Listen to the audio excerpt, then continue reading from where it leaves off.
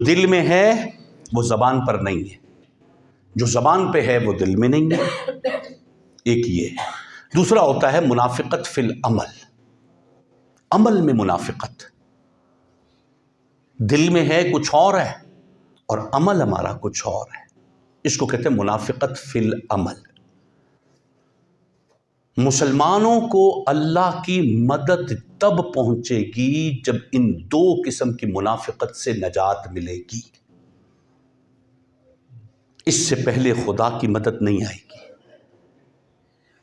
اور یہ کافروں کا منافقوں کا طریقہ خدا نے پروردگار عالم نے سورہ نساء میں بیان فرمایا۔ منافق اسی لیے دھوکہ دیتا ہے کہ اس کے من میں کچھ ہے، اس کی زبان پہ کچھ ہے۔ اب میں آپ تھوڑی دیر کے لیے ہم جائزہ لیں، ہمارے اندر کیا ہے اور ہمارے باہر کیا ہے۔ جیسا ہمارا اندر ہے ویسا ہی ہمارا باہر ہے، یا جیسا ہمارا باہر ہے، جیسی زبان کی شیرنی ہماری زبان کے اوپر ہے، مٹھاس زبان کے اوپر ہے، اتنی دل میں ہوتی ہے۔ ہمارے ریلیشنز میں میرے ماں کے ساتھ، میرے باپ کے ساتھ، میرے دوستوں کے ساتھ، میرے بھائیوں کے ساتھ، میرے ہم عقیدہ لوگوں کے ساتھ، مسلمانوں کے ساتھ، جیسا میں اندر ہوں ویسا ہی باہر ہوں۔ اگر نہیں ہوں تو منافقت فی العمل ہے یہ، اور یہ منافقت فی العمل ایمان کے سکون کو، برکت کو، اللہ کی مدد کو، اللہ کی طرف سے آنے والی خیر کو اٹھا دے گی۔ پھر بھول جائیں کہ ہمیں سکون ملے گا۔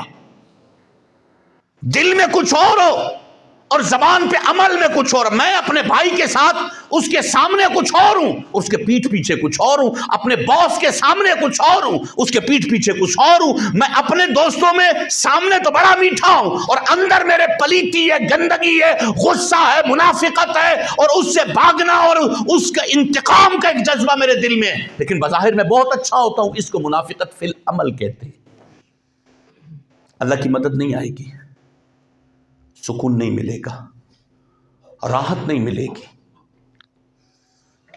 اور ایمان کا تقاضا یہ ہے، ایمان کی علامت یہ ہے، جو دل میں ہے وہ زبان پہ ہے، جو زبان پہ ہے وہ دل میں ہے۔ یہ بنیادی طور پر ایمان کے تقاضوں میں سے ہے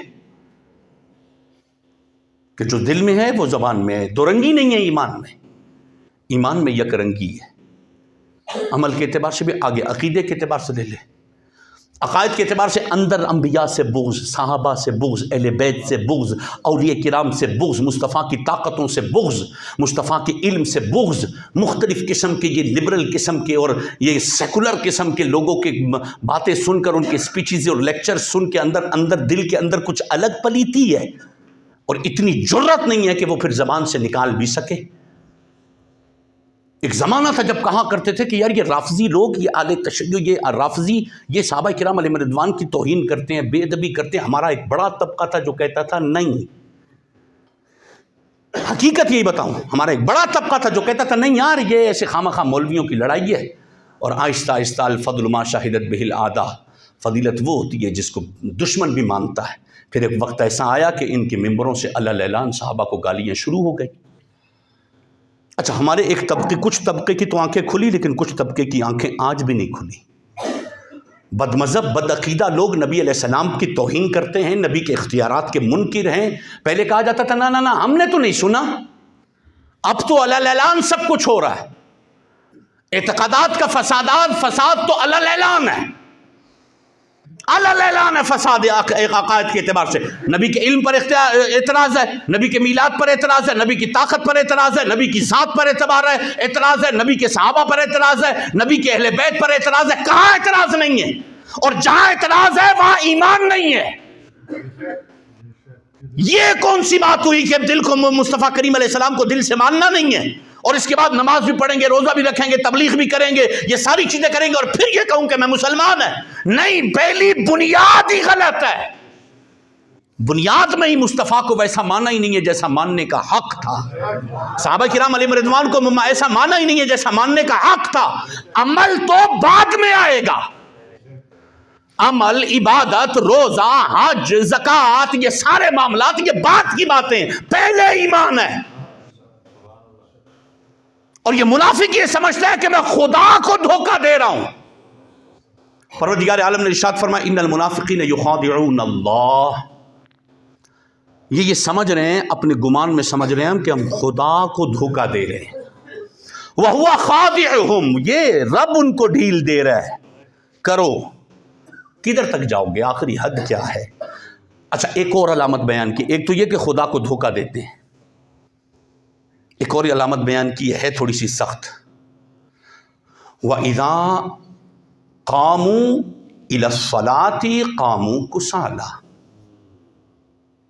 اور جب نماز میں کھڑے ہوتے، منافق کی علامت بیان کر رہا ہے پروردگار عالم، اور جب نماز میں کھڑے ہوتے نا تو ڈھیلا سست، بالکل مرے ہوں کی طرح کھڑے ہوتے ہیں. منافقت کی علامت. نبی علیہ السلام کے دور میں جب منافقین مسجد میں آ کے نماز پڑھتے تھے نا تو نبی علیہ السلام آ گئے مصلی پر، صحابہ کرام علیہ رضوان موجود ہے، اب منافق پیچھے انتظار ہو رہا ہے، آہستہ آہستہ سستی کے ساتھ آ کے کھڑے ہو جائیں گے. حالانکہ جب اب آداب کیا ہیں، جب ہم مسجد میں آ گئے نا، ہم آئے نماز کے لیے تھے، نماز کے علاوہ کوئی اور آپشن تو اپنے پاس ہے ہی نہیں نا، کوئی اور کام تو ہمارا ہے ہی نہیں. آئے نشاط کے ساتھ، ہمت کے ساتھ، محبت کے ساتھ ایک عشق کی نماز ادا کرنی ہے، اپنے رحمان کے سامنے جھکنا ہے. وہی مالک ہے، وہی رزاق ہے، وہی قادر ہے، وہی عزت ذلت بانٹنے والا ہے، اسی مالک کے سامنے جھکنا ہے اور وہی قبول کرتا ہے. وہ میری دعا کو بھی، میری التجا کو بھی، میری آہوں کو بھی، میری سسکیوں کو بھی، میرا سب کچھ تو وہ خبر ہے اس سے. میں اس کے سامنے کھڑا ہو رہا ہوں، مجھے تو بڑا اسٹرانگ اعتبار سے، بڑا مضبوط یقین کے ساتھ اور اپنے گناہوں پر بڑا نادم ہو کے مجھے اس کے سامنے کھڑا ہونا تھا. لیکن حالت یہ ہوتی ہے کہ تکبیر یہاں شروع ہوتی ہے.